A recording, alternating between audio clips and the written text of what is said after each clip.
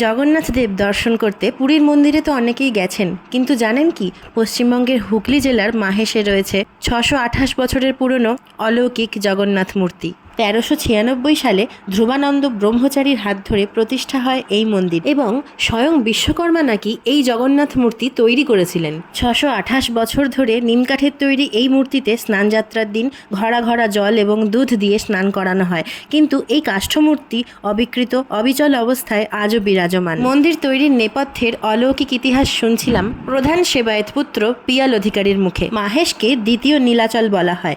স্বয়ং শ্রী চৈতন্যদেব, ঠাকুর রামকৃষ্ণ, মা শারদা আরও অনেকের চরণধূলি স্পর্শ করেছে শতাব্দী প্রাচীন ঐতিহ্যবাহী এই মাহেশকে। পুরীর পরেই মাহেশের রথযাত্রার খ্যাতি সর্বজন বিদিত। জগন্নাথ দেব দর্শন করতে কিভাবে আসবেন এবং মহাপ্রসাদ মূল্য কত, সমস্ত তথ্য রয়েছে আমার চ্যানেলে। এই লিঙ্কে ক্লিক করে দেখে নিতে পারেন। সকলে ভালো থাকবেন। জয় জগন্নাথ।